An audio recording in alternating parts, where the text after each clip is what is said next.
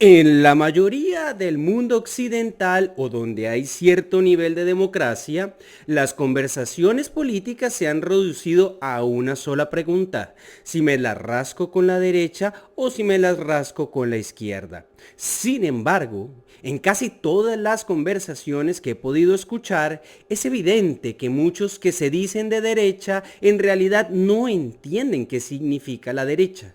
Asimismo, aquellos que se consideran de izquierda suelen mencionar cosas que luchan sobre lo que se supone es ser de izquierda, sin saber que muchos de esos ideales terminan siendo hasta fascistas. Y ello es porque los reduccionismos conceptuales llevan a extremos y terminan siendo confusos para todos los que se quieren inscribir en ellos. Los reduccionismos más peligrosos son los de aquellos periodistas que sentencian o gradúan, sin mayor análisis, a determinado político a ser de izquierda o de derecha. En su confusión y levedad analítica soslayan las diferentes tonalidades que existen entre esos extremos y que son tremendamente útiles para informar correctamente al público. Recordemos que la libertad de expresión defiende a la sociedad y al público porque obligan al periodismo a informar de manera veraz y eficaz al público, no protege al periodismo o a los medios. Continúo. He llegado a escuchar a periodistas investigadores muy capaces de desenvolver casos de corrupción y conflictos de interés, errar en temas económicos y políticos aplicando esos reduccionismos. El problema con ello es que esas conclusiones apresuradas y carentes de argumentación de estos periodistas pueden ser creídas como ciertas por el público, que usualmente es tremendamente perezoso y perezosa en forjar su propia conclusión, investigando y contrastando las informaciones que leen y escuchan. Veo dos problemas con este reduccionismo político. La primera situación está relacionada con que se anula completamente los matices que existen y explican mejor las posiciones en cuanto a economía y sociedad por parte de los candidatos o los burgomaestres. Por ejemplo, un o una candidata puede tener una visión liberal de la economía, lo que es catalogado como de derecha. Pero al mismo tiempo puede tener una visión muy liberal sobre las libertades individuales, como la despenalización de las drogas o las relaciones LGBTQI+.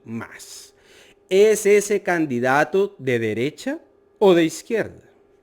Asimismo, pueden haber políticos que pueden querer un sistema capitalista libre, pero con matices como ciertos subsidios, tales como el ingreso básico, la educación pagada por el Estado o la salud ofrecida de manera pública. ¿Es aquel personaje de izquierda o de derecha? El segundo problema realmente es una derivación o consecuencia del primero, y yace en la extremización de las posiciones por parte de quienes escuchan a los medios hablar de izquierda o de derecha como guacamayas en cautiverio. Y digo guacamayas porque son más bonitas que los loros y además porque quiero. Cuando la falta de rigor y profundidad en el análisis periodístico en cuanto a lo político y económico reduce las noticias de esa índole a una polaridad, inmediatamente las personas tienden a inscribirse en alguna de las dos facciones.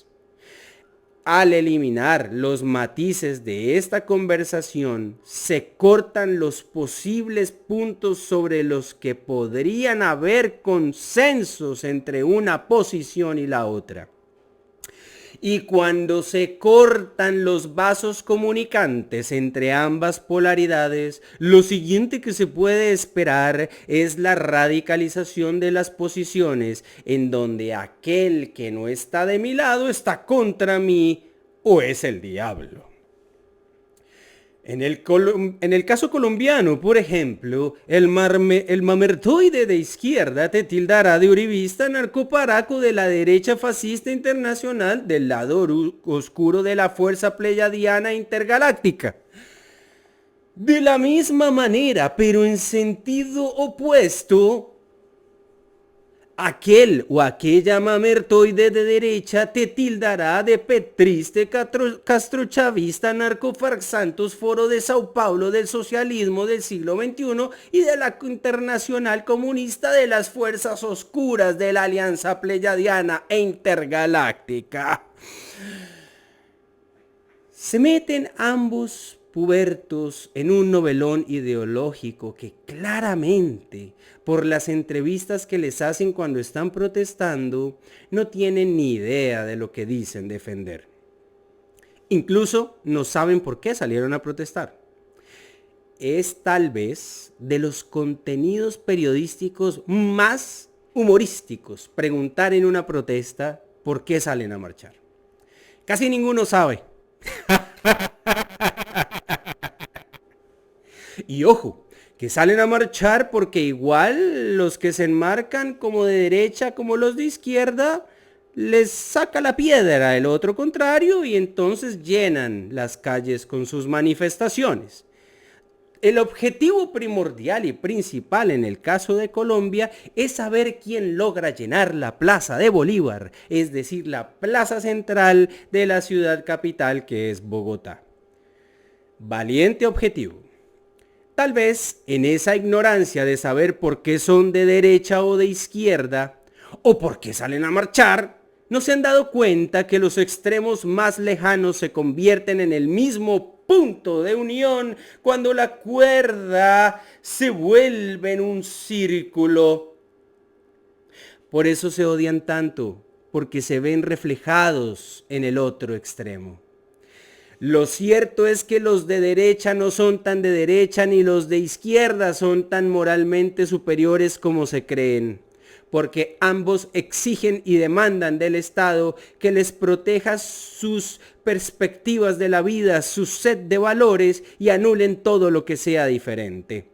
Ambos en su extremismo, al igual que el machismo o el feminismo extremo, sugieren la autosuficiencia y la posibilidad de disponer de aquel que, según ellos o ellas, merece plomo o puño y pata. Y ahí, señoras y señores, es que nos encontramos en el mundo. He ahí el meollo del asunto. Así como surgen conflictos de facciones en las calles de las ciudades de casi cualquier país, asimismo están surgiendo conflictos por doquier entre países gracias a la radicalización de sus líderes que quieren anular a su contradictor vecino regional. Pequeños y pequeñas hombres y mujeres con un estatus intelectual del tamaño de un ratón, pero con un gran volumen de psicopatía, de inseguridades y de miedos que los convierten en los abusadores del mundo. Algunos con bombas nucleares, otros no les alcanza más allá de AK-47. Y así el mundo se va radicalizando, perdiendo su capacidad de perspectiva, su capacidad de tolerancia con la posición diferente, perdiendo su capacidad para conversar y comunicarse, perdiendo su capacidad para contrastar lo que cree que es verdad absoluta, en un embudo oscuro que tendrá como resultado el destino ineludible de la autodestrucción si continuamos por ese camino. Pero tal vez, algunas y algunos, ellos sí, revolucionarias y revolucionarios, tengan la fuerza necesaria para sentarse a conversar con el opuesto, para ceder en sus posiciones, con la empatía suficiente para querer entender al contrincante y con la inteligencia necesaria para allanar caminos que lleven a consensos en los temas más importantes de la vida. Si eso sucediera, tal vez, la humanidad podría tener un futuro brillante y próspero. Todos avanzando en unión, trabajando por un objetivo común. Pero, como se ven las cosas hoy, la verdad es que ¿a quién le importa?